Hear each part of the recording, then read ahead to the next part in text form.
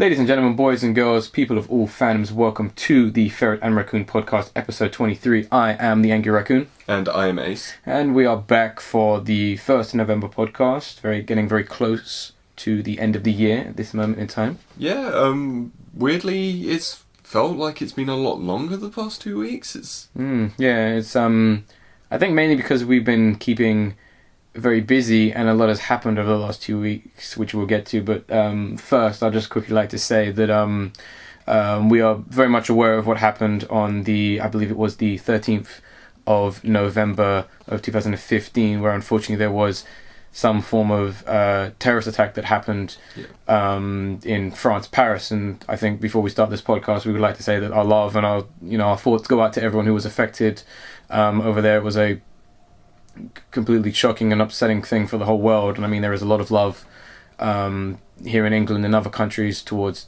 people who were unfortunately affected by this horrible thing. Whoever is responsible for this is just pure evil, but let's not dawdle on it. Let's try and be positive. So hopefully if anyone is feeling a bit down, hopefully they can listen to this podcast and at least smile while watching this, if anything. I think, unfortunately, that it was Friday 13th, and there was also earthquake in Japan and Mexico, and I think attacks in Lebanon and Baghdad as well. It's been quite a strange time for the world right now, and it is fairly upsetting for this to happen very close together, and I mean it's absolutely shitty, really. But I mean, I'm hoping that for the most part I understand that natural disasters unfortunately occur, and it is always horrible when that happens. But regarding what happened in Paris on the Friday, hopefully whoever is was responsible behind this comes to justice for what they've done, which is absolutely evil. But other than that, let's move on with the podcast. So I'd like to ask Ace, is there anything particular you've been doing over the last 2 weeks you want to chat about? Well, fiction-wise, I've been watching Breaking Bad. I finally finished it. Oh, the whole series? Yeah, finally, and it was brilliant. It was for all ride throughout, and I actually probably have to say Season 5 was one of the best seasons. Okay. It was just really great. I highly recommend watching it. Season 1 is probably the worst of the whole bunch, even though it is really good. Mm-hmm. So it is great. So you can fault it, but you kind of can't fault it at the same time. Yeah. Season 1. Yeah. It gets the story going. It's like 4 stars compared to the rest of the season. That's 5. Exactly. I think maybe Season 2 is also 4 stars, but Season 3, 4, 5 are usually great. Ooh, 5 stars. And are you considering watching Better Call Saul? I have, actually. Oh. I'm halfway through that season as well. Oh, nice. You're watching on Netflix? Yeah, it's a Netflix original. It's still on there, and it's very enjoyable. Cool. It keeps a consistent tone, but it's not trying to do the same thing as Breaking Bad. That's good, and that's kind of what you don't want to do specifically with a spin-off. You don't want to immediately just be like, oh, remember Breaking Bad? Bad? No, it's got to be its own beast. There was one moment that was kind of remember Breaking Bad, because they lingered on a shot too much. Moments like that are okay, as long as they're not too fruitful, let's say. The only problem was it lingered too long. If it was just a few seconds shorter, it would have been fine. Nudge, nudge, wink, wink. Yeah, it really was. Okay. Now that's cool to hear. I mean, some of you listening may notice my voice probably might not be on point. That's mainly because I've just been recovering from a week of illness. Unfortunately, funny story, which just for time's sake I'll just go for it. So on the Monday of last week, the previous week, the day we're recording, being the 15th, I was in uni getting lunch, and I decided to get a Subway which had meats in it. To my misfortune, no, I did want meat in it, but it was like, if you know the story, you'll know why. Essentially, for whatever reason, I took the first bite into it and bit onto a bit of chicken which didn't taste too right, so I immediately spat out because I do not like my chicken to not be soft, if that makes sense. And then I finished the Subway, and immediately 5 minutes after finishing it, felt ill. Stomach pains and cramps, needed to go to the toilet. So eventually I left uni, came back, was somewhat better. Come the Tuesday, I was helping the production of a whole moving image course, pretty much filmed within a studio. I was okay. My stomach wasn't doing too good, but when I got back, boy, was I in some pain stomach-wise. And Wednesday, the following day, I had a terrible headache, a sore throat, still with the stomach pains. I felt dizzy. I felt like I literally on the bus, I thought I was going to throw up. I was contemplating getting off the bus one stop before university because I thought I'd throw up. But luckily I pulled through, and after my class I just went home, and from then on I was pretty much sick and in pain. Like, I'm talking like I want to go to bed at 3 o'clock in the afternoon kind of thing. And I had a hand in to deal with. I had to write up a manifesto and a what is it called? A plan as to everything I'm going to do to write a, let's say over a few thousand piece word essay and present it on Wednesday. So obviously time was of the essence. Yeah. Really. And it's not fun being under a let's say time limit when all you really want to do is just lay down and rest, and you can't. But luckily I managed to get it done, handed in. I did a couple nights, stayed up, finally finished that, and everything was looking good until about the Wednesday where my Mac decided to break.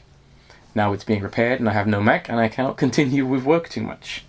It's just one bad thing on top of another. And there is a third, but that kind of links into the film I watched. I did actually manage to watch a few films, 2 of which I cannot speak about right now. I can't speak about until Christmas, and when the video goes up, if it ever goes up.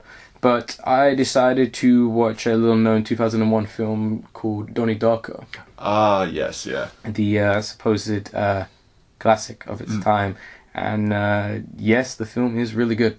I really enjoyed where this film was coming from, and I'm really happy as to what it turned out to be. For anyone who's not aware, without giving away too much away, Donnie Darko is essentially a film about a kid who is visited by a demonic-looking rabbit thing that basically tells him that the world is going to end in a few days, and it's up to our main character, Donnie Darko, to really understand and assess the situation and try and prevent it from happening, but he's not quite sure how it's happening. And from there, ideas and concepts and things are just thrown all over the place, and it's getting deep, But the film was great. I mean, everything about that film, from performance-wise to storytelling to pacing, was perfect. I mean, the director really nailed it on this one. I definitely think, I watched it a couple of months ago with my brother, and the writing was ahead of its time. Dialogue was definitely... The whole thing was... It felt original. Yeah. It didn't really feel like a movie. It felt like, without going into too many spoilers, it felt like you were a part of the film in some kind of way, and whether that was intentional, depending on some of the ideas behind the film, I don't know, but if it is, that's a genius. And on the flip side, I also watched the director's cut of the film, which is an extra 20 minutes longer. Yeah. I also listened to the commentary with the director and Kevin Smith, who I highly recommend. If you can get it on DVD, definitely get the director's cut. He describes it more as the director's cut is more fi than sci. In a sense, and the ideas he presents in the film add another layer, but he never directly says this is the definitive film. He says this is his film. He calls it a remix. It's essentially a remix of the original film, and he regards the original film as its own beast. It's just another film. But if you have Netflix, both of them are on there, the original and the director's. I would highly recommend watching them. I think the best thing to say about it is you really got to trust this film. If you're not enjoying it, just keep watching it, because it all pays off at the end. Not that it's supposed to be some kind of crazy, self-aware, oh my god, can you believe how smart we are? No, it all makes sense in the end, and even in the end, it's a fantastic film. I see a lot of myself in Donnie, kind of from the perspective of looking at how the world is, and there are some really great moments in that film, like the only 2 things you need is beer and pussy, and that was great. Other examples like fear and love and all these other sparkle motion and stuff and stuff like that, which just makes the film great. And also the demonic rabbit is always the the icon or the highlight of the Yeah. film for somewhat obvious reasons, which is what the original director actually drew for the rabbit, because originally I believe it was going to be just a normal like rabbit suit, Yeah. but they were just like, oh yeah, just to make it more demonic, I guess, and fucked up. But that's what I watched. The unfortunate thing, kind of linking to the third bad thing that happened to me this week, was when I did finish watching Donnie Darko. I got the DVD that has all the special features on it. There are no special features on it. What? There are no special features on my DVD because I bought it at the chain CEX. So at some point they had 2 copies of Donnie Darko, and because of their flawed and broken system, what most likely happened was someone else bought a copy of Donnie Darko and gave them my disc, which is the special edition disc. So now I paid, well, you're going to laugh at this, I paid 50p for what I didn't want, basically. So now I'm going to have to go and rebuy the film now, which is probably going to cost me more. That's a bit I mean, CX have always had this problem. It's like you buy something, they put the wrong disc. I mean, I think once I bought Bioshock 1 and Bioshock 2, and Bioshock 1 had Bioshock 1 in it, Bioshock 2 had Bioshock 1 in it. So I had to go back and get Bioshock 2. Fix your shit. Yeah, basically. Fix your shit, CX. But unless there's anything else you want to add, we can start on some stories. Can't think of anything really. Okay, well, I'd like you to take the first story so it's mainly more relevant to you in a sense, seeing as you're more of a fan of it, I believe. Yeah, so a new Star Trek TV series has been announced for 2017. It will not be related to the film series going on, with the Star Trek reboot, which has gone downhill. Was it ever good? The first one was enjoyable. I wouldn't say it was good, but it was enjoyable. It's unsure if it's connected to the TV show. It could be set after the second last series, of which, the original or the Next Generation? The one that's after Next Generation, because they are all in the same timeline. It's just they go one after. So it would be the one with Janeway. I can't remember that. Don't know if I can know who that is. Because the one after that is Voyager, and that's set before the original, and it's awful, so don't watch it. But they said that the series will introduce new characters, seeking imaginative worlds and new civilizations. Ooh. Which I'm happy for. We've needed a sci-fi something exploring new ideas. Sci-fi show in general, like a good one. There's been some really lackluster ones, and hopefully, I'm guessing that CBS is really banking on Star Wars being successful, so that, not that I don't think it is. I mean, not unless this film somehow turns out to be the worst film ever made, which is extremely unlikely. Yeah. It's going to at least be better than the prequels. I think so, yeah. I mean, they're really banking on it, so hopefully, I know we've had this kind of talk before where we've like, sci-fi's coming back. Yeah, exactly. Once sci-fi comes back with Star Wars, I think people will be like, oh, it's kind of like Star Wars, I guess, but it's more like with the spaceship and stuff. Hopefully it will bring back. My question is, why don't they bring back the animated series? Well, the thing is, funny enough, the animated series wasn't as well accepted by some people because the animation quality. Animation quality is bad, but it's also on the level of Adult Swim. Yes, I love that. Also, there's nice reference to it in the Turtle show, the CG Teenage Mutant Ninja Turtles. Yeah, oh you yes, know, the space there heroes. is. Yes, Yeah. I think that's great. That as soon as I watched that bit, Is it like Donatello who's a big fan of it? Or no, something? it's Leo. Leo, okay, yeah, because he which- wants to be a leader. Yeah. I love that. Which absolutely. we'd highly recommend the 2012 current Teenage Mutant Ninja Turtles series. It's really good. I'm nearing the end of the first series. It's really enjoyable. Oh man, when you get to season 4, if anyone's up to date and they know what's happened at the end of season 3 and what's happening in season 4, you're just going to be like, give those writers an award for just knowing the source material and knowing their fans in a good way. That's all I will say. Especially some of the references they've been making. Oh, there are some great references, but something I really want to say is this is the only time in Turtles I've liked all 4 of the Turtles. The only time. Oh no. All of them are brilliant. Not even in Michael Bay's produced Teenage Mutant Ninja Turtles? In that one, all of them were my hated. Oh I no. didn't like a single one. How could you let us down, I don't Bay? know. But anyway, speaking of things that hopefully won't let us down, which aren't letting most of us down in Japan and stuff like that, as soon as the game is not doing very well in Japan, unfortunately, due to just lack of popularity for some reason, which is strange. Pokken Tournament, the the next spin-off Pokemon game for the Wii U has unveiled Shadow Mewtwo. I love that name. Shadow Mewtwo. Now, when I first saw the Shadow Mewtwo, he's basically like a grey-looking Mewtwo, and he's got like a crystal or rock on his shoulder. A kind of blackish crystal with yellow on the top. Yeah. When I first saw him, I thought he was going to be titled Space Mewtwo. Okay, alright. Simply for the fact that if you look at what Space Guzz looks like, he looks very similar. See, that's very true, actually. Funny enough, I actually thought it was going to be called Shadow Mewtwo. Reason being, because in Japan it's called Dark Mewtwo. Mm-hmm. If you've played Pokemon Colosseum and Pokemon XD Gale of Darkness, they're called Dark Pokemon. And in English it's called Shadow Pokemon.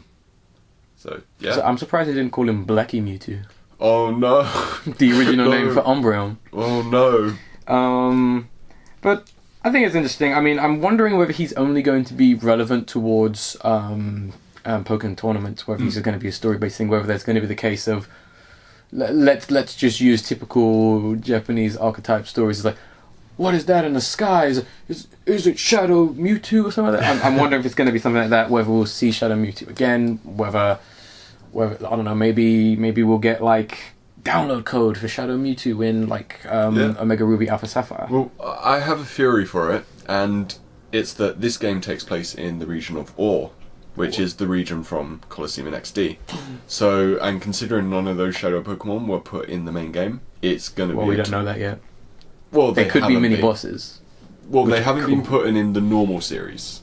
So, I don't think Shadow Mewtwo is going to be put in. But as you're saying, as soon as there's the link between Shadow Mewtwo and the Shadow Pokemon Colosseum, there is a chance that they could be within the same... like you said, the same region, same storyline, so we could be going more into the origin of Shadow Pokemon. We could be seeing some of them, which I think would be great, and then maybe we can get another Colosseum. Yeah, I'd love that. Colosseum 2 or XD Gale of Darkness sequel. Or Stadium 3. Yeah. Yeah, there was two two honest, stadiums, just combine all of it. Combine those with Battle Revolution, because that had some good ideas, despite it just being multiplayer. Combine it like it's Fallout. Yeah. Combine all of that, it'd be great. Yeah. And just call it Pokemon Battle Stadium 3. Pokemon Battle Stadium Tournament Fighter The Revenge Beatdown Revelations. Gale of Darkness. Gale of Darkness. Okay, move on to the next story. I think this is possibly, maybe arguably, I guess I should say, the biggest news story of the last 2 weeks based within media.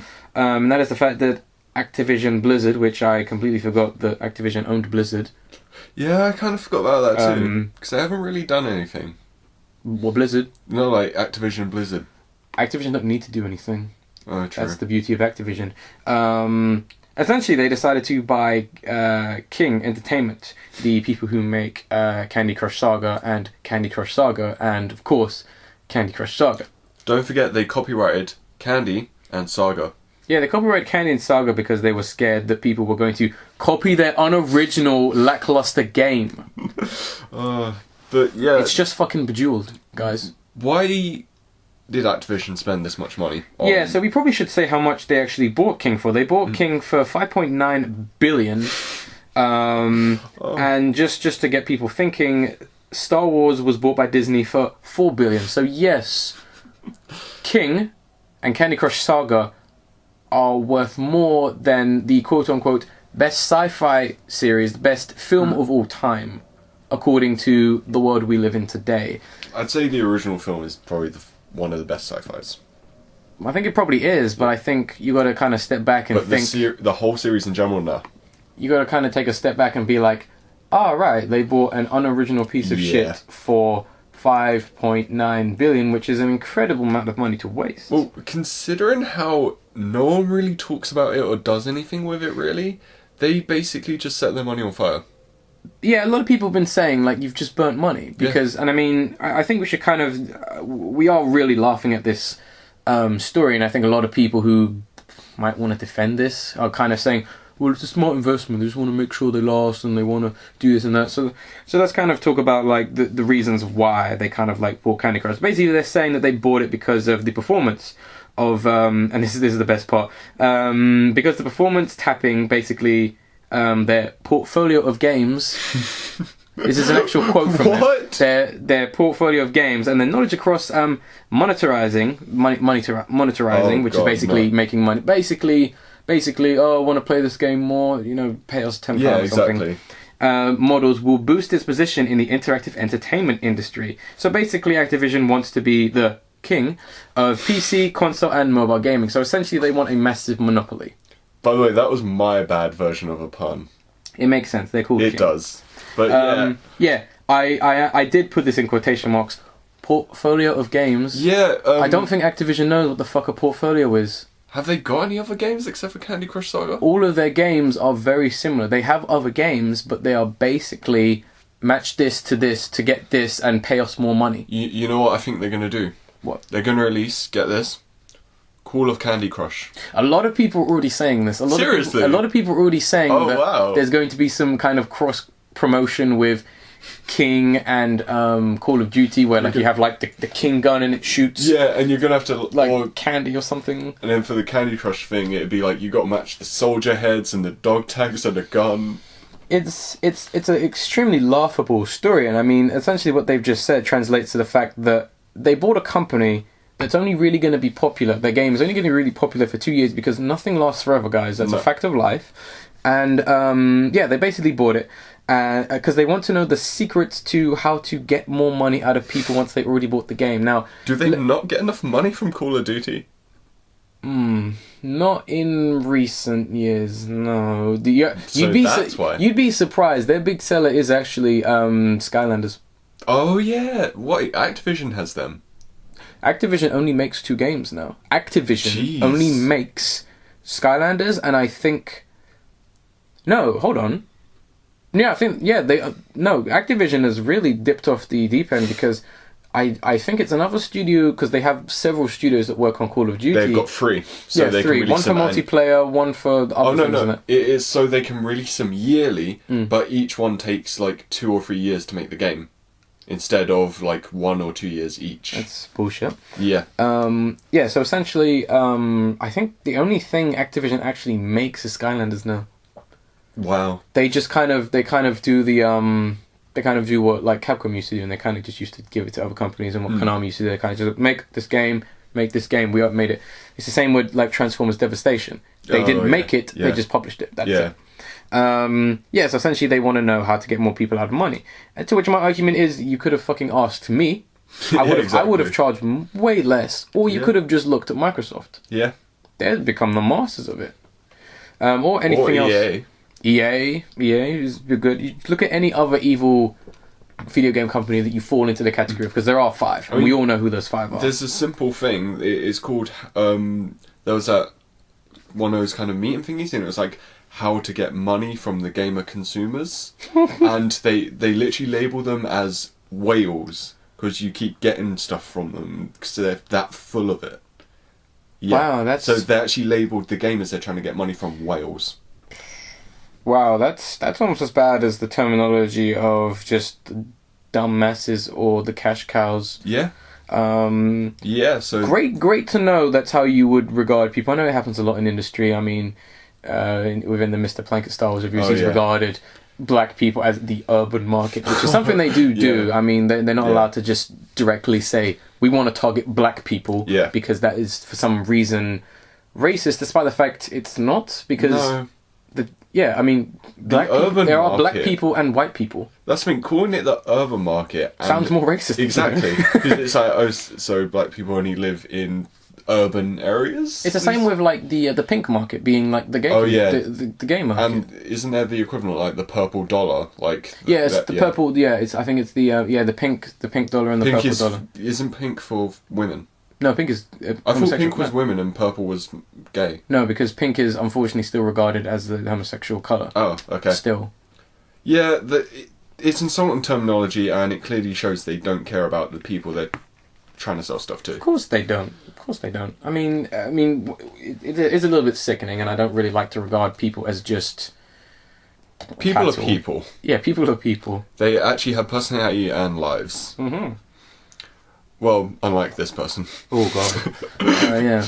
Well, I don't know. Before you move on to the next story, can I just say, if the gaming industry continues like this, with news like this about the fact that a company bought another company just because they scam people, I think I'm done with video gaming. I mean, just go to indies. get the indie games. I probably have to get a PC powerful enough to play them all because they're all on there anyway. True, that's very true. I mean, the only game I really, really, really want to play is the new Ratchet and Clank game, and that's it. That's honestly... And Ori and the Blind Forest. So those two I really wanted, but I have a feeling that Microsoft pushing their Windows 10 will most likely release it on there because everyone loves Windows 10. Does that one still have Spartan on it, or did they change the name? I can't remember. I don't know, and I don't actually care. Okay. Moving on to something else that no one cares about, like person-wise, Kim Kardashian. Kim Kardashian. Now, Kim Kardashian and everyone involved within Kim Kardashian and the family, that is including Kanye West, a rapper who I do enjoy some of his music. I enjoy him as a comedy. As a comedian? Yeah, no, as a comedy. As a comedy figure. Himself, yeah. Okay, fair enough. That's a fair deal. I would agree with that. I'm not the kind of Kanye West fan to get upset when people start shit-talking him. He deserves to be shit-talked. Yeah. But my main 2 cents with everyone involved with the Kardashian family is that they are essentially pure evil, and I do not give a damn. I mean, a lot of people made a big deal over the fact that one of the people decided to be a woman or decided to be a man. Something like that. I didn't even know that was... It's not in the news. Kris Jenner. Yeah. I don't care, because I know no one listens to this podcast, and I don't care if people listen to this podcast and try and flag me for this. I don't give a fuck about you turning into a woman, and I'm not going to give you sympathy. You're still a fucking evil person. Yeah? I could change my face, and I could still be an evil person. Yeah. I don't care. Everyone involved within that family is evil. Even your children. Yeah. They're evil. I don't care. Fuck off. Please continue, Ace. So, Just Games Interactive have filed a suit in order to sue... Is it Glue Mobile? Glue Mobile? I think it is Glue Mobile. Glue Mobile and Kris Jenner as they seek $10,000? It's 10 million. 10 million. 10 million in damages. 10 million in damages as Just Games presented a pitch to Kris Jenner that looks like the game. Now, I thought this was very interesting. Now, first of all, I think we should say we do want the people suing them to win. Yeah. But at the same time, I think it's very strange because having looked at this Kim Kardashian game, it's nothing special. No. There's plenty of games like it out there. It's literally one of those kind of mobile games of, you run out of energy and then you have to pay real money if you want it or just let it recharge over an hour. And I thought it was very odd, not unless... I'd be somewhat interested to see what exactly was in that original pitch that is so similar. I don't know whether it's Kim Kardashian's likeness. I don't know whether it's money-based issues. Like Jenner appears in Kardashian's game. I don't know who that is, actually. That's all I can think. All I know is a man turned into a woman. Kim Kardashian is a hellspawn, and Kanye West fucked up his life. Yeah. That's all I know. Congrats on Kris Jenner, realizing that he wanted to be a woman. I don't think he did. Okay. I honestly don't think he did. I think if you notice the way this family, and I'm going to use quotation marks, works, is every 6 months or so they do something that gets the world's attention. Every 6 months or so. Well, that's the thing. It is one of those things of congrats if it's true. If then it's a lying scumbag, you're lying to yourself. It probably is true because that is a big thing to do in your life. But at the same time, earlier this year we had a woman who decided for the sake of becoming famous, have a reality show, decided to have a fake breast added to her. Yeah. I mean, who's to say that woman would have gone one step further and actually got that? Whether it's medically possible, she could have just had a bunch of fat just being attached to her skin. She may have done that. Yeah. Just for the sake of attention.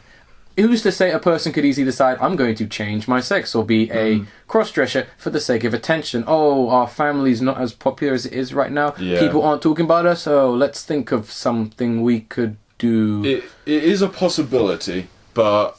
I'm not ruling out the possibility. I'm just saying there is a chance. Yeah. Anyway, let's move on to some more bullshit. We've got a lot of bullshit to talk about in this podcast. There is quite a bit. A lot of bullshit. I titled this story, Sony Lies. Oh no. Oh no. Sony, what did you do? Oh no, everyone's favourite. Sony, they're doing so well. They would never lie to their fans. Lauren Bradley, the PlayStation Group marketing manager, basically marketing manager, remember his status, essentially told MCV, which is, I'm guessing, it's a journalist site, that This generation, the shooter audience is tending to switch over to PS4. So we're getting excited for Star Wars Battlefront around both launch into next year. Essentially, this was a quote coming from him, essentially assuming that shooter fans or shooter audiences are switching over to PS4 for some fucking reason. I mean, first of all, I'd like to say, your console was sold like, what, 30 million? Yeah, 30 million. That's extremely fucking low for an audience. I mean, you're assuming that everyone who bought a PS4 is a shooter fan. That's not your fucking policy you went with when you started. You had nothing to do with shooters when you first started. You had everything but shooters, and now you're going to focus and assume that shooters... Are you just trying to throw shade at Microsoft or something? Well, that's the thing. It's like, for one thing, most people who even play PlayStation say some of the best stuff on there is the indie games. Okay. 2...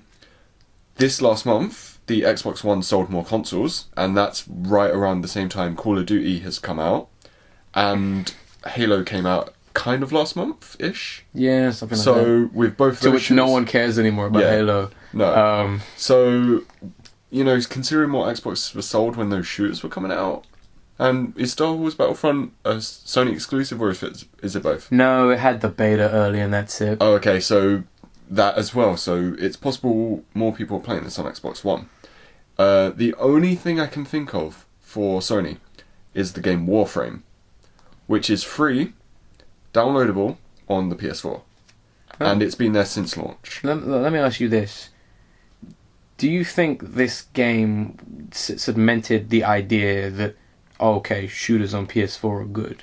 Or do you think that this game was good enough for people to start switching and then be like, so Sony has Battlefront and Call of Duty, well, maybe I will stay with Sony or come over to Sony? Because I've heard really good things about this game. I think I've seen the game. I think it looks fun. Yeah, but whether that is, I have no I don't clue. think it's a strong enough point. I mean, it's one thing.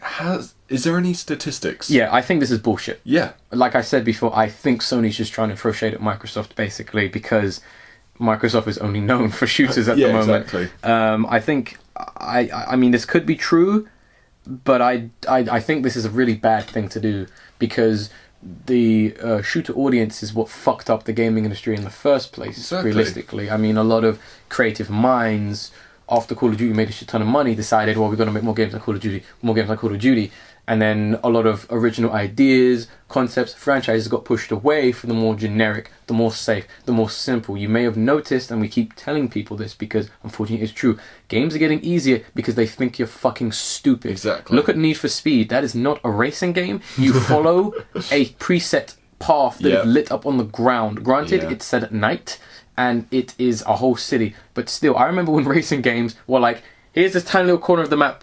That's where you're going. Yeah. Or, if you were hardcore, you fucking learnt it and you mastered that track. They didn't tell you jack shit. Finish line was here. Yeah. Beat everyone. But now it's like, are you following the path? You're not following the path. Get back on the path. Yeah. Quick. Oh, you won. I mean, there is too much hand-holding games now. I wouldn't even say hand-holding. I think it's more like hugging. Yeah, basically. Hugging and wrapping you up in a woolly jumper like it's Sweater Town or something. Funny enough, I was telling you I did the whole Mass Effect trilogy. Yeah. I was doing replaying one of them on Insanity mode, the first one, and there are a little bits of difficulty, but it's mostly normal. This is why I usually play games on hard, so I can actually have a bit of a challenge. Well, you don't really get the hard difficulty on Mass Effect until you complete it once. That's fine. Yeah, and then you get the Insanity. But yeah, games are getting too easy. Call of Duty is a major reason. I mean, Call of Duty 4 was actually quite a challenge in comparison. It's fun. I would say it's fairly a fun game. I do enjoy Call of Duty 4. I thought that was I only enjoyed it for the sake that it was decent and I could beat it. Yeah. Modern Warfare 2 that was okay. That's the thing. Modern Warfare 1, it was a nice change of the thing. It was a modern shooter. It was Modern Warfare 2 it made sense. Was the James Bond. It was flashy, it was in your face. It was like, get ready for the sequel. It was enjoyable, but it wasn't as good. And then Black Ops, I like some of the ideas. The story I find very smart. It was very ambitious, and I do respect the game for that. But then other than that, nothing. Modern Warfare 3 just Oh. That was the point where it was like, oh, so you're doing nothing now. Yeah. It was like there's nothing, and now you've got robots and nanobots. And can I just say, is it just me, and I don't know whether you want to speak on this or anyone else listening, does Black Ops 3 look really clunky? It doesn't really look very smooth. No. And I'm really surprised at that, because I would have thought that after the fuck up that was the previous game, that they would at least make it a little bit more smoother, but even just jumping on the walls and your robot hands, it looks really rough, even for next gen. Have you seen it on old gen? Like, I have, and it looks terrible. It's hilarious. It's a joke, and it's really bad that they did people like that dirty. They shouldn't have bothered. Instead of military vehicles, they've just got normal fans. That's the model they're using. It's funny. That's really bad. That's you shouldn't do that. Just don't bother with it anymore. Exactly. I think we find now that Fallout 4 is out on current gen consoles, I think finally we're moving away from. I don't mind. I know that PS4 is going to last until like 2018 or something like that. But I think we need to finally move away from that and just kind of say, okay, next gen. If you want your console to survive, then you have to move away from PS3. I know it is the more superior console, guys, but seriously. Oh boy. You got to jump out the nest and develop something new. I haven't seen. Wow, I don't know about something new, because there hasn't really been a new game in a while. The only thing that's ringing a bell would be Cuphead. Cuphead, Cuphead is a very innovative idea. There's no other game that looks like it. True. You know what I mean? Yeah, There's no other game that is going for that, and that's probably. And I think one person at Microsoft went, "Hey guys, you know this is original idea," and they went, "What?" Yeah. The original idea team were like, "What?" No, that can't be. We're working on shooters over here. That's an original idea. We're working on a shooter in which you're a robot who shoots other people. You can't get more original than that. Come on. That's what people love. Plus, you can shoot robots too. Cuphead? Nah, that'll never take off. Actually, people really like that. Get it quick. We need something, guys. Before Sony does. We really need something, guys. Yeah. So, moving on to something that I'm sure a lot of fans are going to like. Witcher series is going to have a film. Being released in 2017. That's the planned date. Yeah, the planned date is... is it only... It's not even in development fully yet, is it? Or I imagine they studios don't usually confirm anything, not unless they have something. Okay. So there's probably like a tiny bit of pre-production being done. So it's being made by the Sean Daniel Company. Yes. They are behind the Mummy film. Oh no. The franchise, I should mention. They're responsible for all 3 films. The first one's decent. The first one's watchable. Yeah, the rest... no. And the Polish film company, Platij Image? I'm assuming you're saying it right. Yeah, I could be pronouncing it wrong. If I am, correct me. I want to learn. They're working on the project. The film director, Tomasz Baginsk again. Baginski. If you know how to pronounce, let me know. I'm sorry if we're butchering your name, man. Yeah, do let me know. I want to learn. They did the cinematics he did the cinematics for the game and shot the film The Cathedral. Yes, which is a short, which was I believe nominated for an award. Yes. It will also be based on the book. The books, yes. Yeah. Which is good. I mean, I'm somewhat happy with this news, mainly because, from what I've heard, the books are really good. Yeah, same. My only concern is as long as America stays away from this film, should be fine. That's the thing. The books, they're all in Polish. Yeah. You can get translation ones. I kind of want both, so I could kind of learn the language a little. Yeah. But it's very steeped in a bit of Polish mythology. I mean, is a Very Witcher interested. something that's in Polish mythology? I can't remember if it is. Funny enough, I actually found out a Witcher is a real term. Yeah, it is. But it's for a male witch, not what's presented in that. But it's a very outdated term that hasn't even been used for centuries. Yeah. So they used an old term for something new, which I like. Yeah, which is fine. I mean, I'm somewhat hopeful for this film because at least some of the writing within The Witcher is really good, and you can tell that they put in effort, whether you like the game series or not. I don't think The Witcher as a game is very strong. I think it's stronger when it comes to a story, and I think it could translate well as a film. Just avoid all the kind of sex stuff, because Witcher it does that too. I forget which one. Was it the first one that went too overboard with the sex? All three of them do. This is the famous line where was it Gareth is the main character? Gareth? I call him the White Wolf. That's his nickname. Okay, basically when the White Wolf and he's just like, I'm looking for a whore, and it's like, yeah. Oh, okay. Yeah. It's going to be one of those games. But, you know, that's whatever. It's medieval times. Apparently everyone was fucking then. If you watch Game of Thrones or read the books, you'll know that. Oh my God, there's some downright interesting stuff going on in there.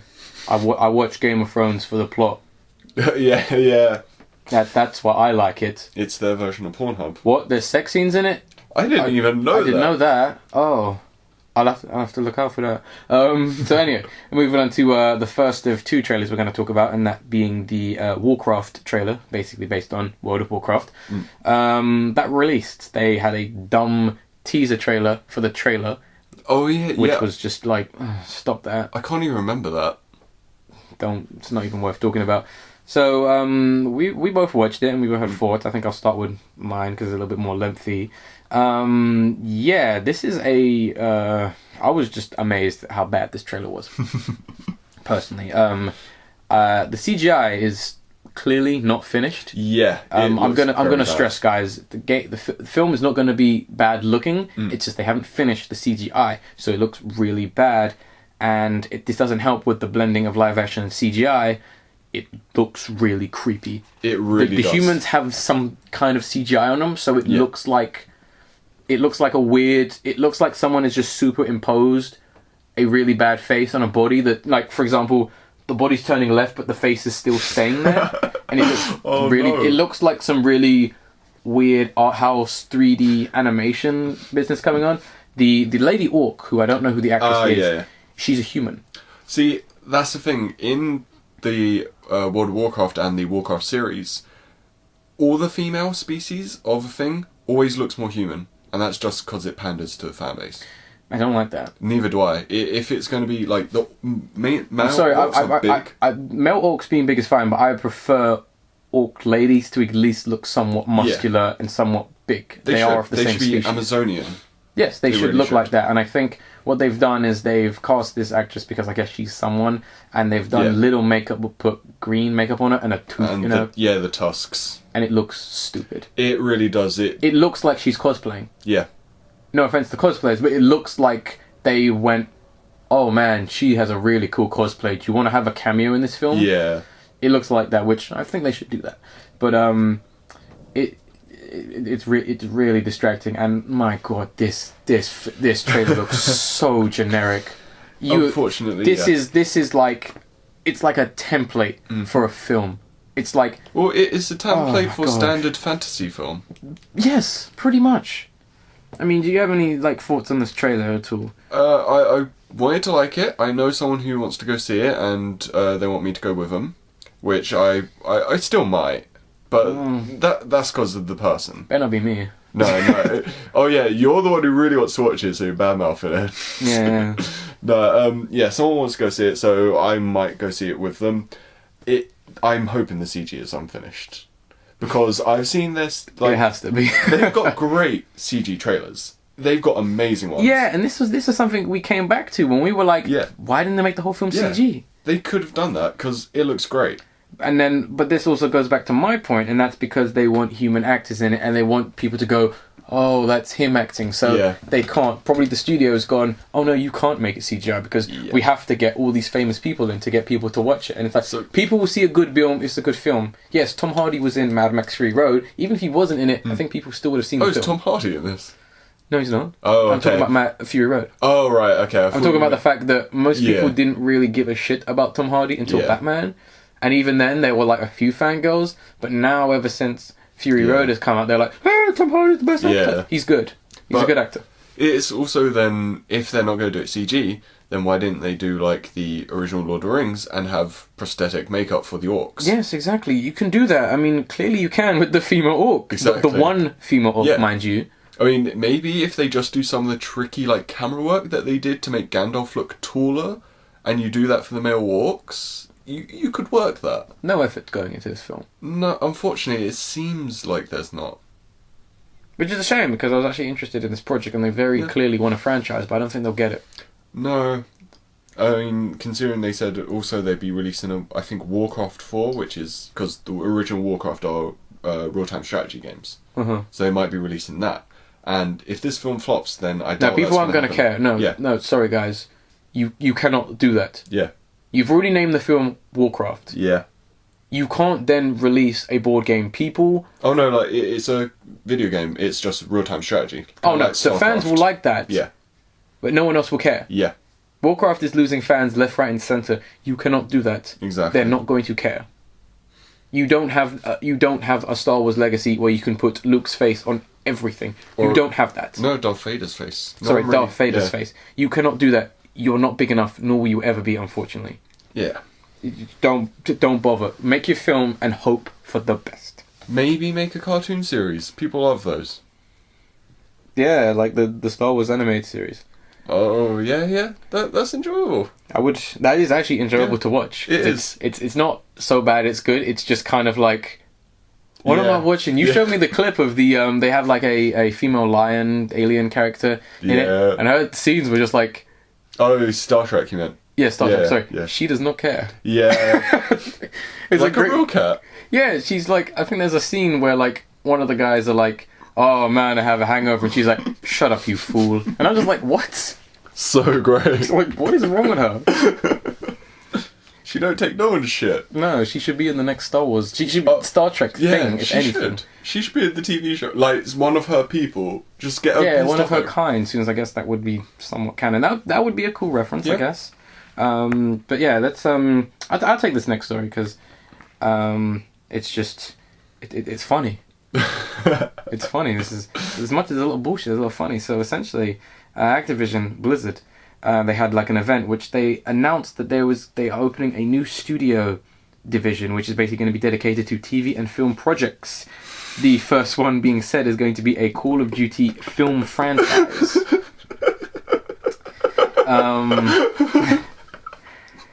Why?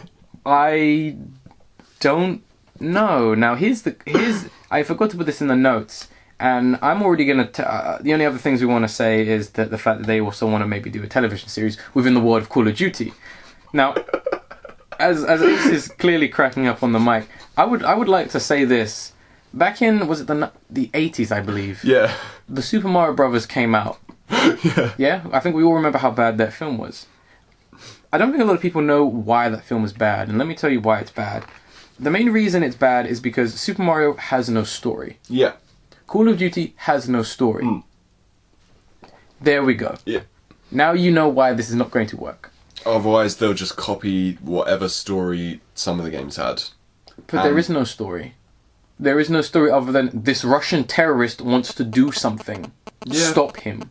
To be honest, that is most of every story. Except for Call of Duty 1 and 2. Oh, was it a German guy that time? Yeah, that was World War II. Oh, yeah, so it was this German guy wants to do something, stop him. Specifically the Nazis. Yeah, the Nazis are a punching bag of the world, which is understandable. Yeah. But, remember that they are Nazis, not Germans. Yeah. German people are fantastic. Yeah, exactly. But anyway, also they are doing a adaptation of the Skylanders game. Oh, yeah. Basically called Skylanders Academy, which is going to be an animated TV series. I didn't really want to talk too much about this because I don't care. All I know is the showrunner for Futurama is going to be working on it, so okay. I mean, it might be more entertaining than I thought then. Spyro is going to be in it. If you like Spyro, Haven't seen him in fucking 10 years. When's Spyro's new game coming out? Oh, he's dead. He's dead, Jim. Nice. But yeah, it also made me think something. Putting my two brain cells together. Okay, I come up with thought. Candy Crush TV show. Oh yeah, that'd be good. I mean, there are legit characters in Candy Crush, but they don't do anything but stand next to the square. They don't do anything. I didn't even know there were people with that. I thought it was just like no, they're just vague, just characters. That just exist. They're just nothing more than aesthetic. They do as much as Bejeweled. Oh yeah. No, not Bejeweled. No, Peggle. Peggle, yeah. You know how Peggle has characters and they do some things like they will do increase characters. Yeah, but at least the Peggle characters, they will, if you pick one of them, they will do like animations, they'll do dances, they'll give you perks. Yeah. In Candy Crush, they do nothing but just dance whenever you get a score or something. Okay. Okay, let's move on to our... And this is where the plot clock gets really strange. Oh no. Our essential first of 2 stories about masturbation.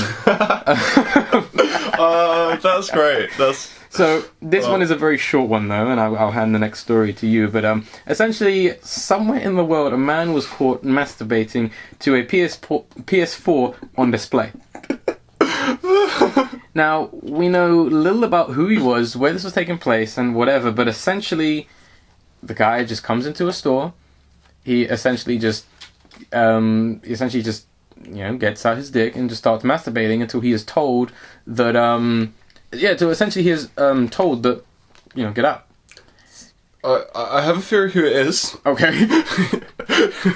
It's marketing manager Laura Bradley. Oh no. She's come back. I mean, he must be a really big fan of PS4. This guy, I know. When I watched Alpha Omega Sin's video about this, he was describing how the guy this is the first time the guy has ever seen a PS4 graphics, and he was like, just like, holy shit, this is really good. And maybe graphics is what he gets off on. Trust me, I wouldn't put it past a lot of people. I'm pretty sure a lot of people have been furiously masturbating over Fallout 4. Yeah, possibly. I mean, I have another theory that it was connected to a TV, but on the TV they're actually just showing a trailer, and that trailer was Street Fighter 5. Oh. And on that, it was showing Armika. Oh. So he was doing that before it got censored. Oh yeah, which links to our next story. Yeah. Armika doing the R-slap thing has been censored. It's been censored due to a recent kind of update in the main build of it. So originally when she went into, I believe, her super, she would smack her arse, which is very clearly exposed for the most part, and go into it. That has been censored because now it is, you don't see it at all. Yeah. You hear the sound, but all you see now is just kind of her, move her hand down there and go into it. So they basically just moved the camera up. Yeah, basically. And Cammy as well. Cammy, her pose has been, the angle has been changed. Yeah, she kind of leaps out of the sky and kind of she does her spinning kick. I forget what that move is, and she kind of lands, and I guess people have a lot of issue with the fact that the camera is very low to where her crotch is, so they kind of move that away, which I can understand that. I mean, Cammy has always been a very underdressed character. Yeah. My main issue with this, I mean, I think it's fine for them to censor these things. Maybe people aren't really liking it. Maybe it's a bit too over the top. I think as long as the aesthetic look of the characters stay, especially Armika, I think that's fine. She's meant to be that kind of character. Yeah, exactly. My issue is the fact that they censored it rather than removing it. I'm not happy with that. I don't like that. Yeah, I agree. Or just change that animation. Change it, yes. Yeah, so she does a different pose. What do you mean different? Yeah, I think it's fine to keep her like that, but just don't censor it because, when people censor games for no reason, it just... I think I consider that very weak of people. I consider it very weak when people are forced to censor things, especially their own art. I think it's very weak when directors don't stand up against studios and at least try.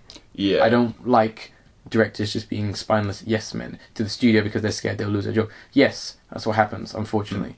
But at the same time, you got to make a stand because, let's be honest, the studio heads don't know what the fuck they're doing. No, I mean, it's very true, but... They don't know how to make a film. They don't make films, and they don't know what sells. They think they do. They think they do, and they go, oh, people like this generic film.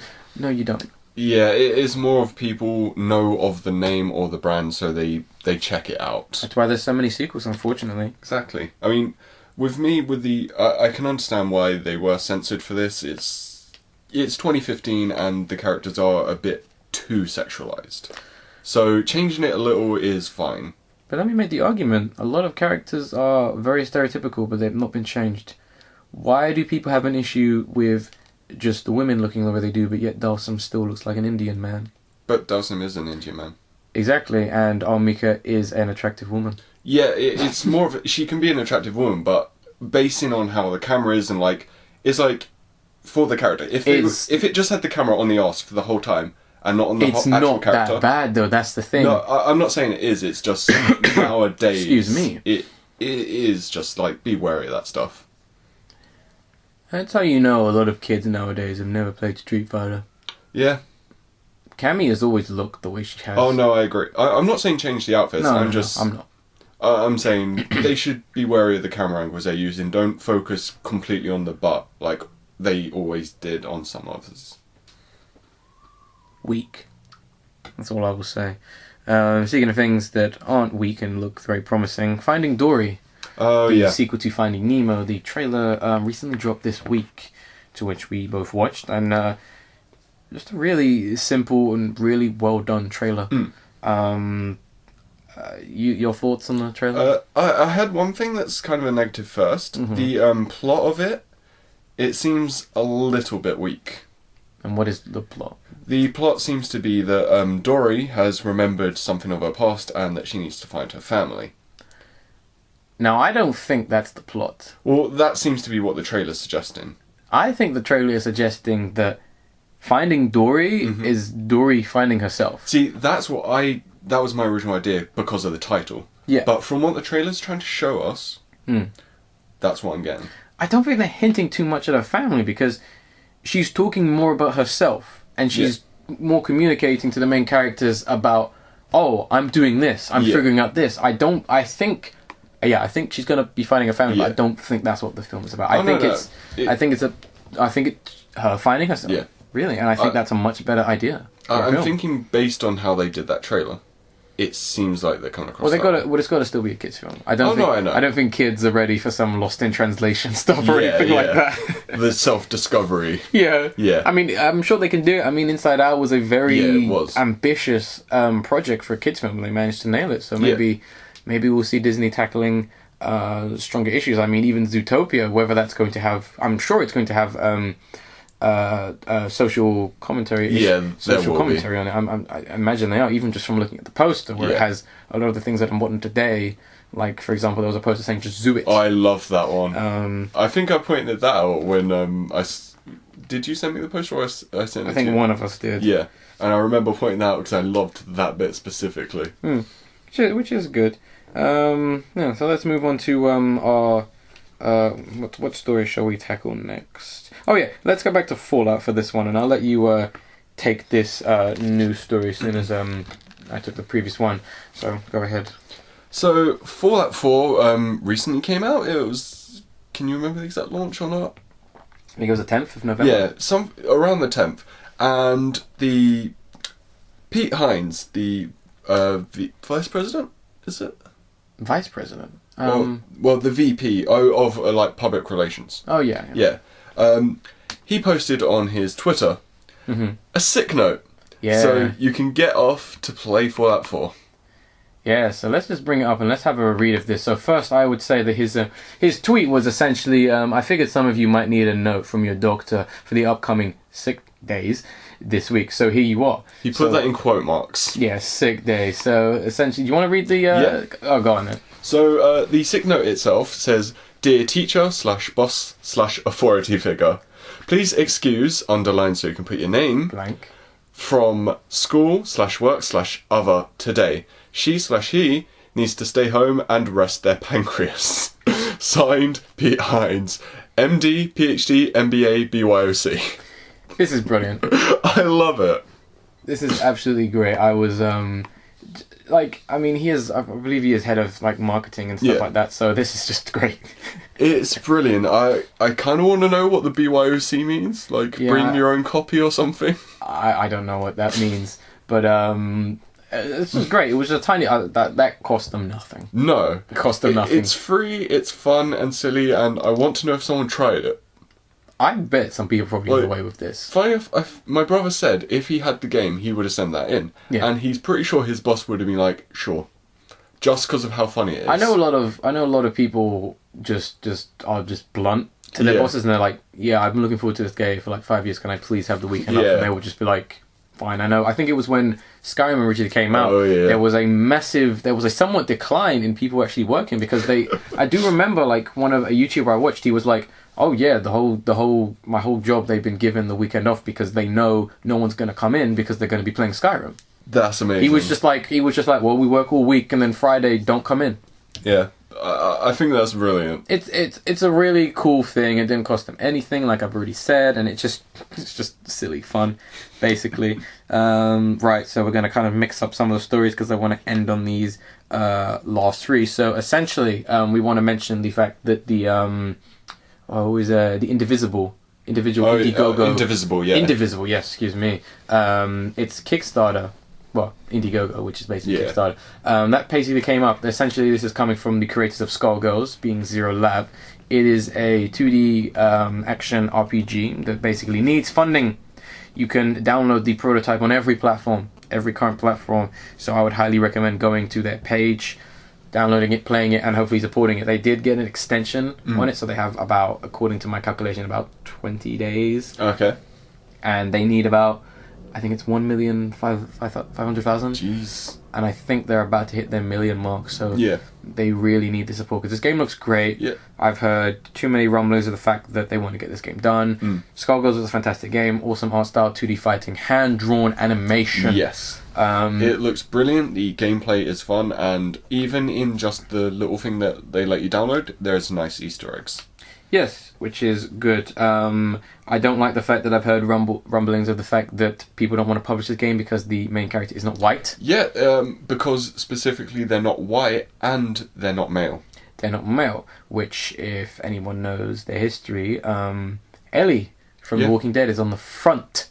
She is the front center stage of The Last of Us. She is a head of the main character being Joel. Yeah. Something which Naughty Dog almost didn't fucking get the game made because Sony was like, what the fuck are you doing? And there was the same thing with Bioshock Infinite, where they had to put Elizabeth in the background because no one wanted to buy it unless Booker was on the front. Apparently. Yeah. Oh no, that was from the marketing kind of thing. Like, that's does what was marketing said. only assume that little children play games? Well, from what they said, it was like frat boys. So.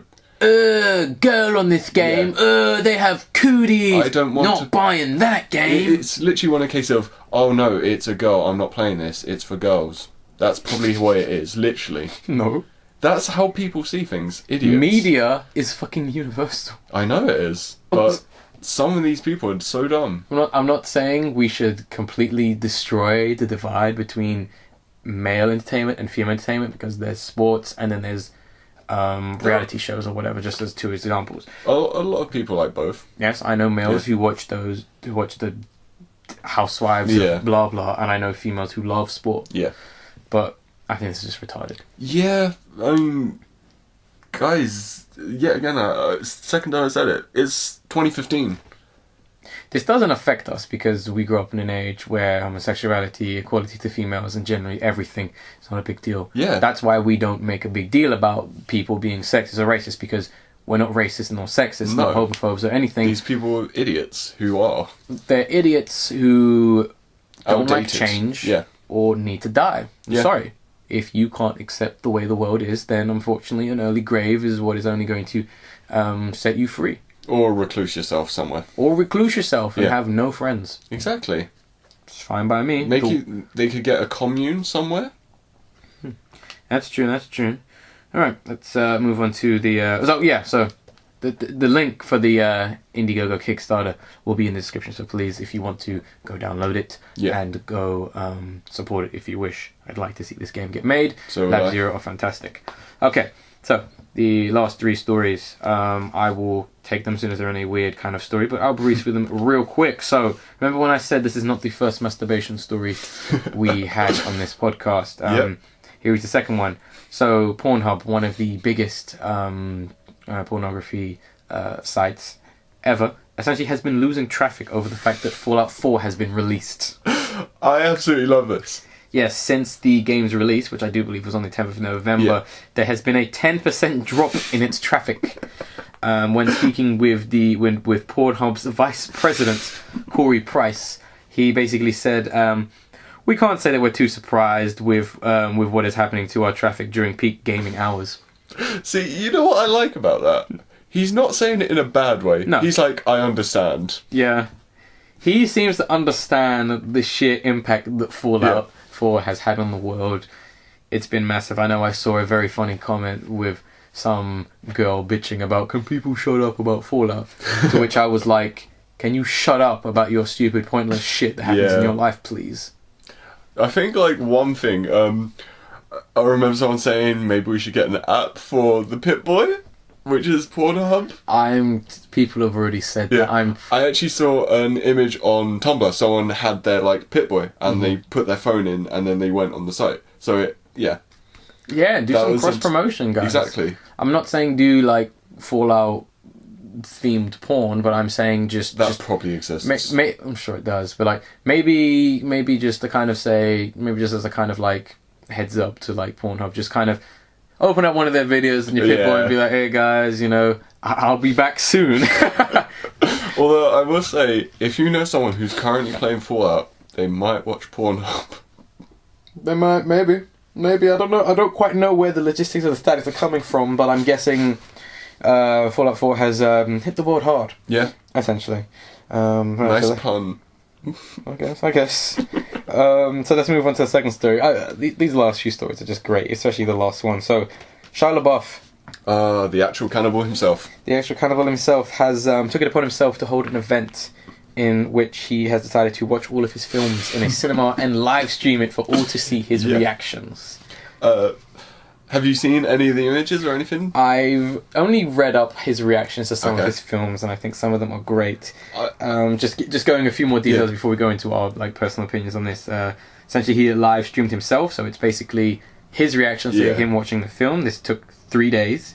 And also people were able to buy tickets and actually watch it with him. Exactly. There were regular breaks. This was in New York? I believe New York, yes. He didn't really market this at all. It wasn't like some mass like Shia LaBeouf. Well, no, it was just like, hey, this is happening. Exactly. It wasn't like the whole Jennifer Lawrence news being everywhere that she accidentally kissed someone. Who cares? Exactly. This was just a fun little thing. And granted, I don't, this hasn't affected my life. This hasn't made me go, I need to refile it. It's just a thing that happened. This is fun and entertainment. I've seen some of the GIFs for this. There are ones of him sitting there, like blurry-eyed, not sure what the hell is going on. There are ones of him falling asleep. Yeah. There are ones of him laughing, which I want to know what film that was. Best one, he got up during the middle of Transformers, I think Dark of the Moon or whatever. Third one, yes. Dark Side of the something.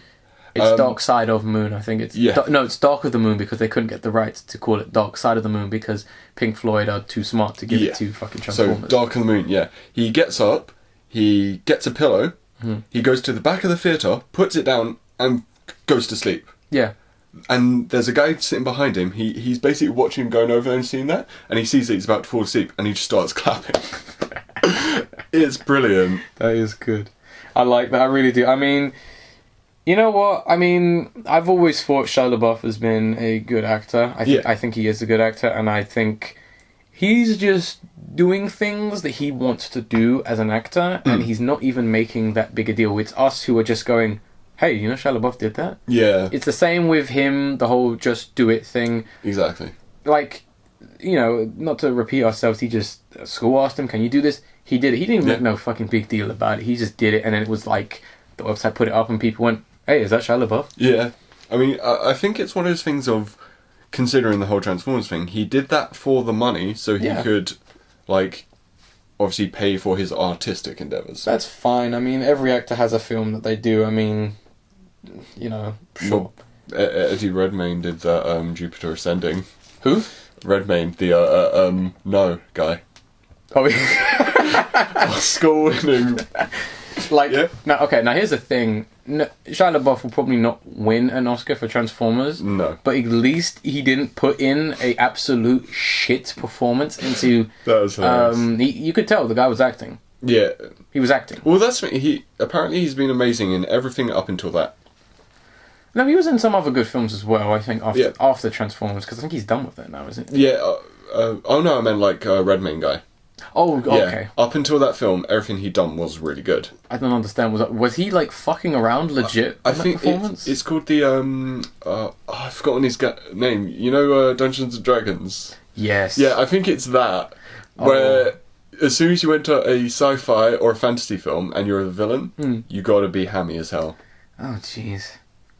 I don't know what to say about that.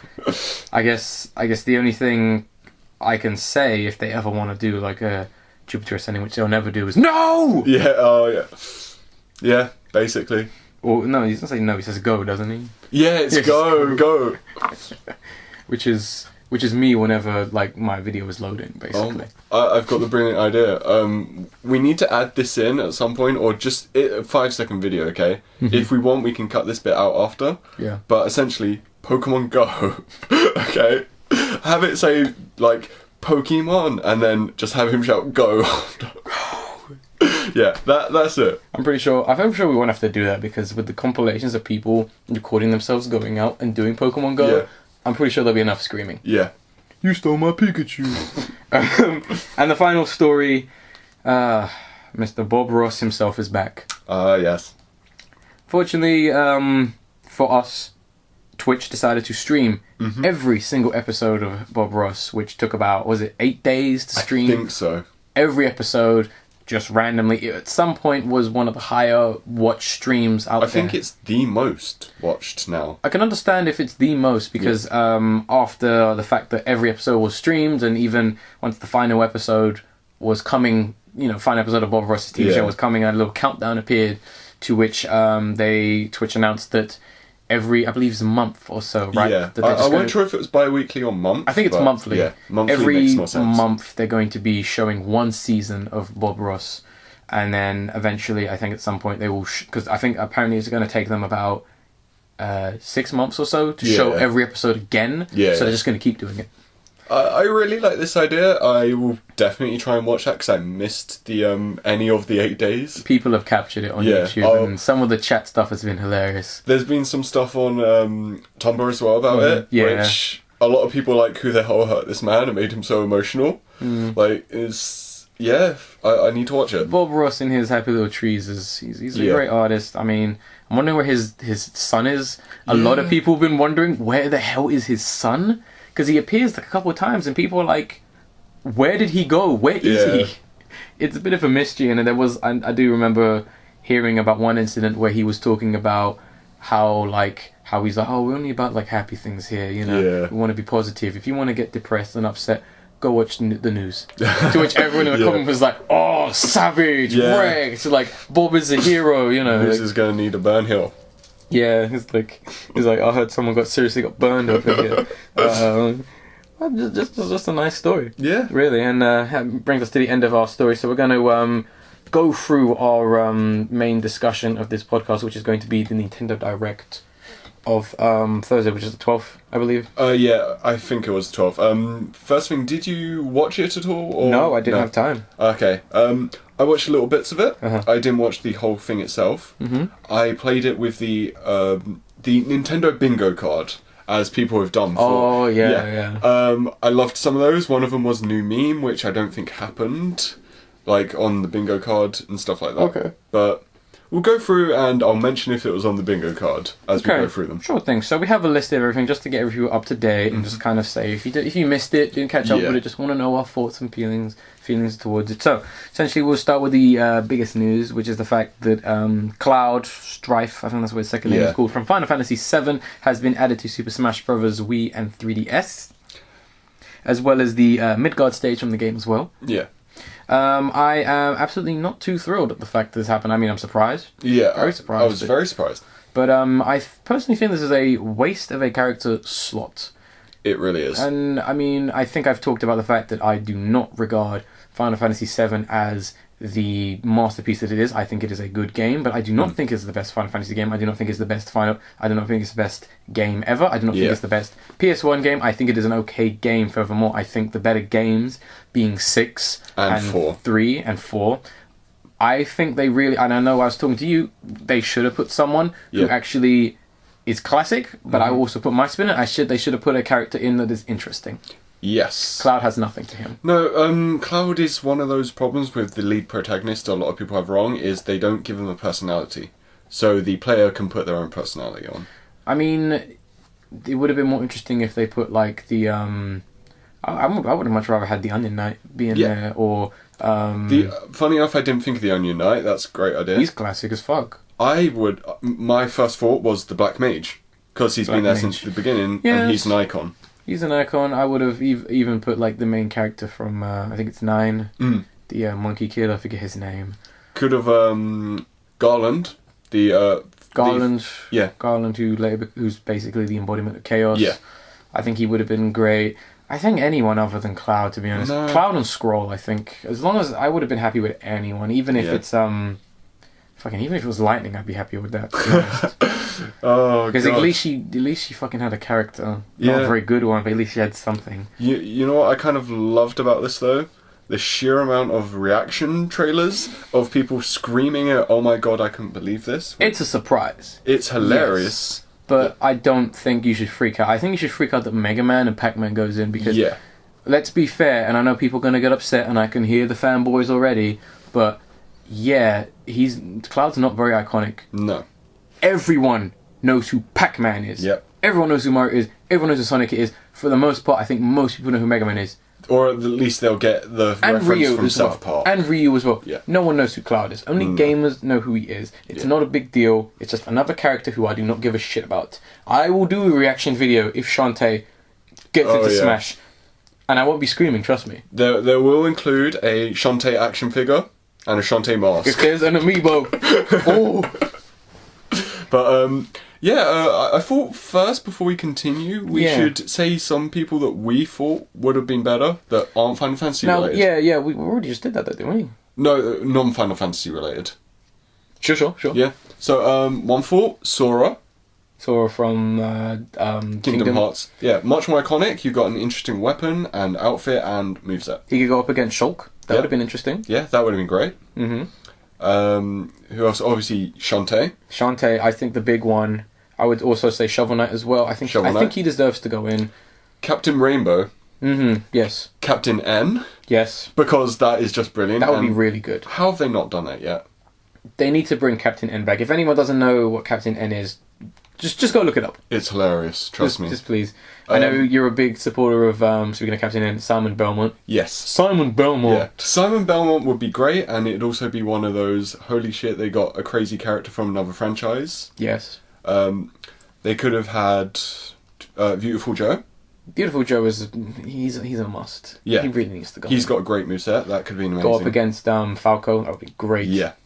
Or put that Beautiful Joe up against Mega Man because the outfits. It's similar. Very, very close. Considering someone that's going to be mentioned shortly, Linkle. Linkle, yes, who is the female version of Link. Yeah, essentially. We'll discuss her in a minute. We'll come to her in a sec. And also considering something else, maybe Wolf Midna kind of thing, like Wolf Link with Midna, or at least possible. No. I mean, that would be too many Zelda, but... No, I don't think we need... No, she's a bit too... She's not super known for fighting. Okay. Yeah, she's in Hyrule Warriors, but... no, I mean...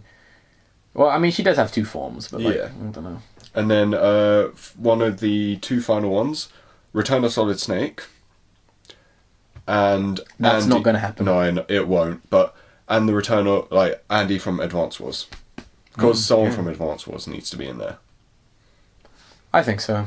I really do. I'd like to see maybe another character from either Fire Emblem Awakening or Fates be introduced, because there are some cool characters in Awakening, and I'm sure there'll be some cool ones in there. Ones who can do crazy things. Someone who's from Fire Emblem but does something, who's not just a sword-based person. Yeah. Someone who can do something crazier.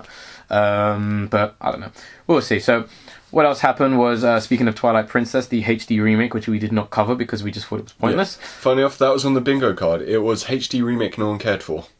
Fair enough. It's essentially going to be getting a Midna, who is the little...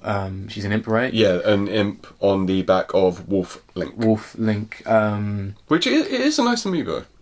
It's very big. It looks more like a statue. I would not rebuy the game for the amiibo, and I don't really want this amiibo neither.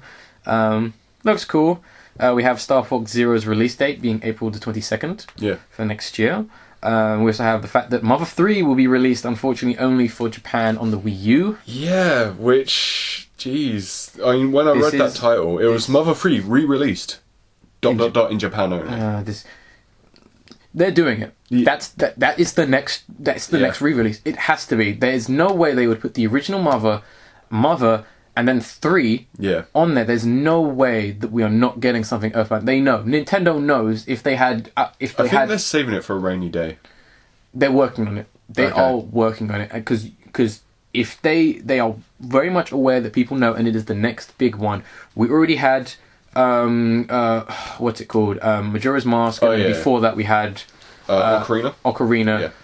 The big one is this. They even referenced it in their E3 with Robot Chicken going with a fan going, "Where's Mother? Where's my Mother remake?" And Nintendo just being like, you know, Yeah. I bet you any money it is either going to be a re-release of all 3 games on the 3DS, hopefully physical, Yeah, that's what I or want. we are going to get the next Mother game. And an amiibo.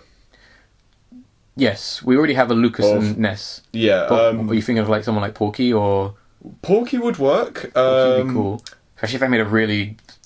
If they made a specific one of Porky, that would be great. I know which one you mean. Yes, you know which one I mean. Also, these are more. I think they'd be cool action figures, but amiibos would be cool as well. Starman. Yes, a Starman will be great. I know it's basically Ness, but or anyone from the first Mother. All the 3 characters, all the 4 characters. Yeah, that would be cool. Like Teddy is badass.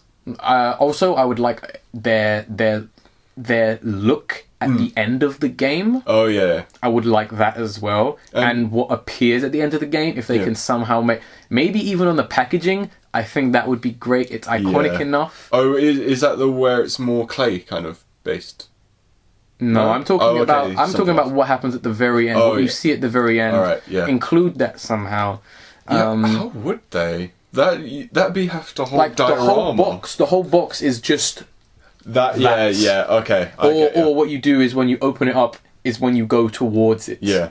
So it's in a box and then you see it, but then you open it up and it shows how you get to it. Yeah, that would make sense. You know, and then you take the game out of the box and then you see it right there in the middle. Platform kind of thing instead then. I think that'd be great. Yeah. Nintendo, please. Yeah, Nintendo, hire us for your marketing. I think so. I mean, that'd be a great idea. It's not. It wouldn't cost too much. No, it wouldn't cost too much. And even if you do re-release Mother, please put it in the original NES box. Yeah. Please put that front cover back. That's a fantastic really cover. is. And give us the soundtrack, please. Yeah. Next, we have the fact that there's going to be... We didn't go too much into this because they haven't said too much. The fact that there's going to be more Splatoon content and, love coming towards Splatoon. So free Splatoon content. Free DLC, which would be great. Going back to Hyrule Warriors Legend, we previously talked about the female Link being Linkle. Linkle. Now, before we get into her, she's going to be in the 3DS version, which is called Legends. Yeah. She basically dual wields, I believe, crossbows and Yeah. something else, I believe. Like the little throwing things. I can't remember Oh, what yeah. they are. I like the look of the character. I think she works. The design is perfect. Yeah. I absolutely love it. I think she's perfect. I don't think this is the last time we will see Linkle. She is in the Japanese art book for Hyrule Warriors, so she did exist. Some people knew she was going to appear because of that. So it wasn't a massive surprise, but that name... Okay, yeah, the name's the problem. There could be better names. Yeah. Linker, because then you've got... It's like Link, and then the A from the end of like Zelda, Tetra, Midna. It is keeping that Linkette, which... That goes for the whole Toadette thing. Yeah. Linkel. Anything... Linkle. But Linkle. Linkle is just a bit too silly, I think. Yeah, it sounds wrong. In addition to her being added into the game, we also have Tetra. Tetra. Yeah, that's the pirate from... I can't remember what's Wind Waker. Wind Waker. Yeah, I got confused there because I hadn't crossed the main T. Okay. T. So I was like, is that Linktra? Yeah. And the King of the Red Lines. Which is a ship. Is it? That's the ship, the red ship that he has in Wind Waker. I want to know how that... I didn't know what the hell that was. I was like, okay. That's it. I only know that it's the ship. I don't know if later in the game it actually turns into something. So, personally, I have no understanding of how that's going to be in there. Okay. We also have the fact that Pokemon Red, Blue, and Yellow are going to be added to the eShop to download as of February 27th, 2016, which will be the exact day, 20 years, where the original Red and Blue were released in Japan. Yep. And additionally, some more news surfaced, which you managed to include just in the nick of time, is that the fact that they are going to be somewhat boxed versions of red, blue, and yellow, And green. and green. Interestingly, Yeah. So maybe Japan are getting green exclusive. maybe to include the which has the a slight remake of the original box art Yeah. for red and blue of all 4 games. All that will be in it will be the download code, a map, and a few other goodies. It'll be a map, the manual, and a fridge magnet in the style of the original cartridge. Oh God. Can they release this for England and everywhere international? We need this. Nintendo, please. We want this Please. so bad. Nintendo, you should know already. England is one of the bigger lovers of Pokemon, so please. Yeah, we still don't even have an online store. America has an online store where they can purchase Nintendo Pokemon stuff. We need a Pokemon store in this country. Yeah.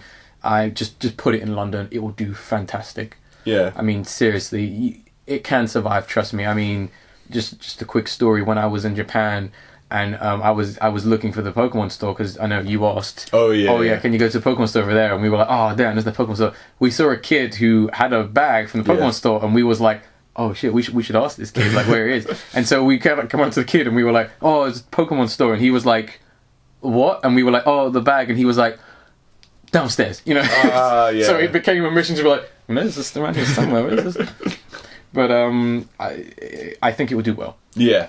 It would do well. Last few stories, we have the fact that there are going to be remakes of Dragon Quest 7 and 8 for the 3DS, which should be interesting. I would play the originals first. We also have Triforce Heroes is getting free DLC. And Pokemon Picross is happening. Yes. It's essentially a weird puzzle, almost Sudoku-like game. Fun. There was already a Pokemon, I can never remember if it's Picross or Picross, but there was already one. Mm-hmm. I can't remember what console it was on, but I remember it existed. Okay. At some point. Alright. Yeah. And then unless there's anything else you want to add, I think overall this Nintendo Direct was very interesting.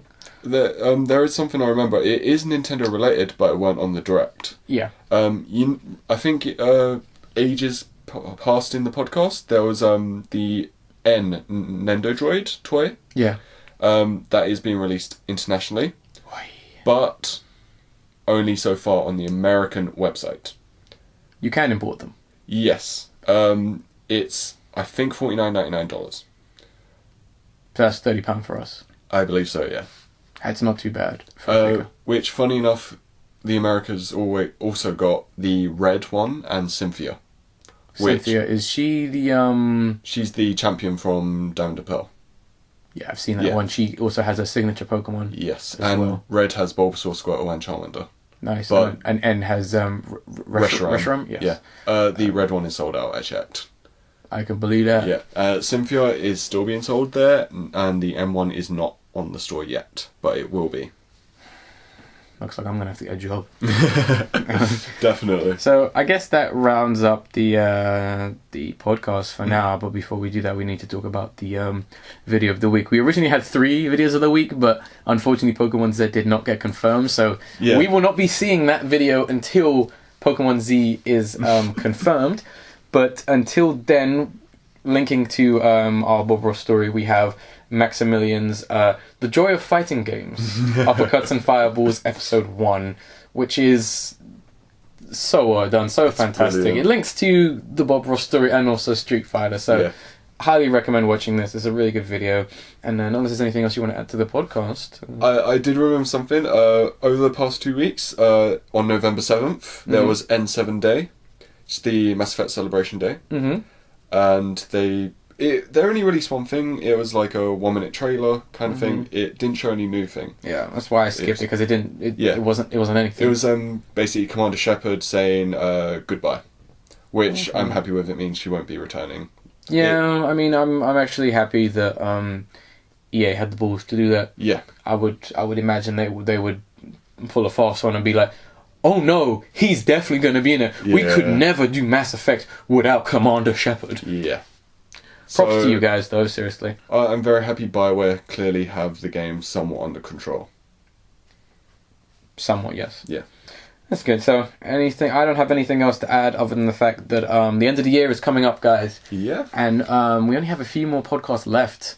So, all I would say is to Ace and anyone else who is a fan of the podcast, start thinking about what would be your best of and worst of the year. That's the only kind of clue I'll give for the podcast, other than the fact that we may have another critter joining us very soon. But other than that, I guess I'll excuse me, end it like I always do, with the fact that I am the Angry Raccoon. And I'm Ace. And we will see you on the next one. Auf Wiedersehen. Alright, bye.